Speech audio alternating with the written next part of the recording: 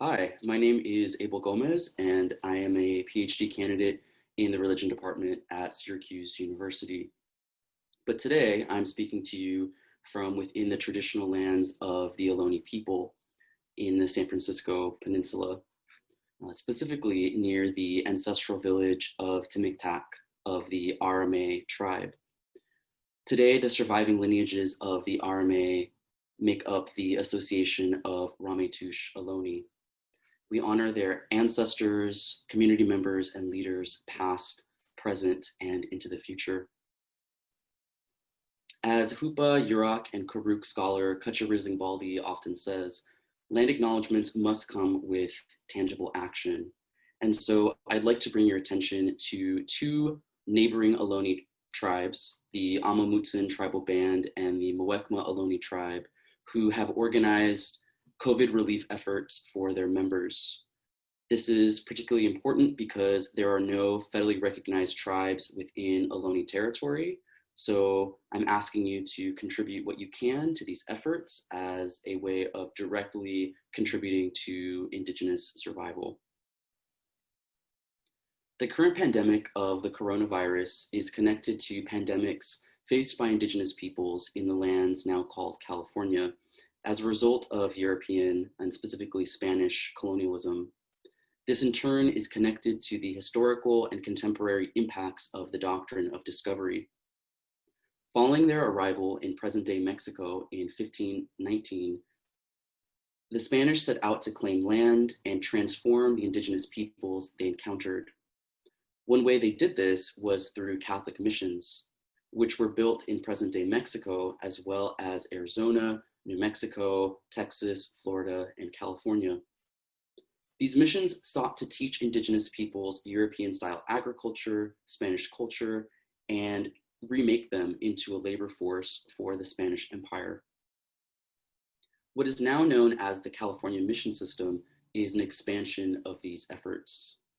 After nearly 20 years of teaching and evangelizing to indigenous peoples in Mexico, the Spanish priest Junipero Serra left his post as the father president of the already extensive mission system in Baja California, which is located south of the US-Mexico border today, and headed north in 1769 as part of the so-called Sacred Expedition.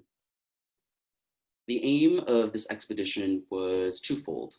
First, to secure land from Spain, from Russia and other European nations, and second, to convert indigenous peoples and bring them under the control of Spain. That same year, Junipero Serra planted a cross near the Kumeyaay village of Nipoey and founded Mission San Diego, which became the first of 21 missions along the California coast, which stretched north more than 600 miles to present-day Sonoma.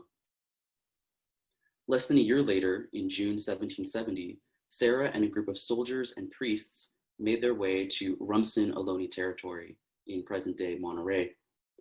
Serra created an altar and said a mass near where Sebastián Vizcaíno, a Spanish soldier and explorer, had planted a cross and said mass nearly 168 years previous.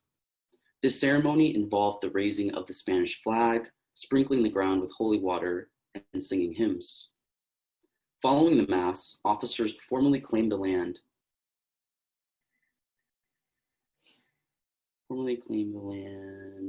Quote, in the name of His Catholic Majesty, end quote, moving stones, waving flags, and cheering. These actions founded the Presidio, or military base, as well as the mission San Carlos Borromeo. The second mission, and the space that would later serve as the center for the California mission system. This scene would also become a kind of foundation myth, later reinterpreted by American Catholics as the mythic origins of California. Pope Francis has celebrated Junipero Serra as, quote, one of the founding fathers of the United States, end quote. Francis canonized Serra as a saint in 2015. But for many descendants of the native peoples brought to the mission system, this was nothing to celebrate. Baptism came with a life of near total control by patriarchal Catholic Spanish authority. Failure to attend religious service or participate in labor brought any number of punishments, especially whipping. Mind you, physical punishments were foreign to California Native peoples at this time. When Native peoples tried to run away, they would be brought back to the mission and whipped again. For the Spanish, Native people were children that needed to be taught the tools of so-called civilization. Native people could only leave the mission when they had permission and only during designated times. But even people who didn't make it into the mission were impacted as their lands were transformed by European cattle, as well as foreign plants that took root in their homelands. California Indians were especially devastated by diseases brought by the Spanish. Diseases like influenza, syphilis, gonorrhea, and diphtheria tore apart families, tribes, political and ceremonial networks, and various forms of cultural continuity. Of an estimated 85,000 Native peoples brought into the mission during the 65 years of the mission system, only 15,000 remained in 1834. Rapid transformation of their lands and communities, compounded by the rapid rates of death of loved ones, was nothing short of an apocalypse. The literary scholar Deborah Miranda of the Ohlone Costanoan Esselen Nation has described this period as, quote, the end of the world, end quote. The impacts of the mission system, including its pandemics, were especially heavy on the lives of Native women and those individuals we now call Two-Spirit. Two-Spirit is an umbrella term that some Native peoples use to describe traditional third or more genders. Spanish colonialism and Catholicism transformed gender roles, positioning women as radically inferior. Rape by soldiers and sometimes priests was widespread, though rarely punished. As many Indigenous feminists have pointed out, the processes of so-called discovering, dominating, and claiming land mirror the same patterns of rape. Indigenous women were punished for low birth rates, including as a result of European diseases, which proliferated in the monjeríos, the quarters where unmarried Native women were kept at night to control their sexuality. According to historian James Sandos, quote, the greatest concern to the missionaries about Indian sexuality lay in their discovery of men who dressed as women, did women's work, and were found among women when explorers visited the rancherias, or villages, end quote. These individuals were called joyas, or jewels, by the Spanish. Deborah Miranda has argued that such third gender people were subjected to beating, shaming, misgendering, and erasure in the mission system.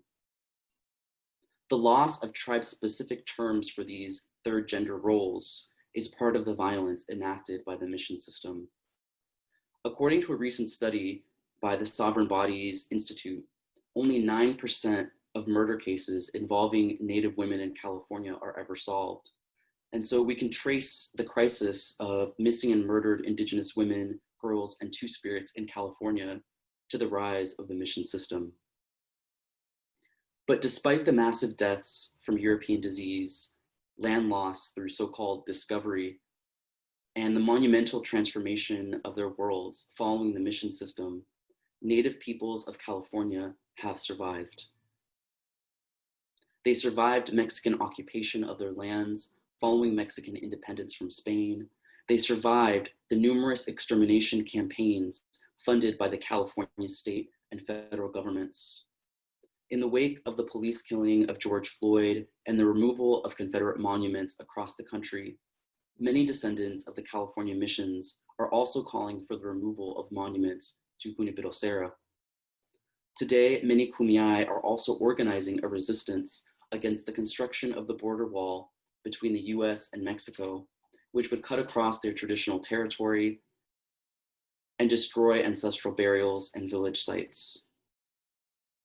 Not only have California Indians survived, they are actively healing, revitalizing cultural traditions, and renewing their covenants with the natural world. To cite Hupa Yurok and Karuk scholar Kacharizing Baldi once again, quote, all over California, Recognized, unrecognized, even terminated Native people are dancing. Our landscapes once more feel the stomp of our feet and the warmth of our fires. We continue to rewrite, rewrite, and rewrite history through song, language, food, and ceremony. Thank you.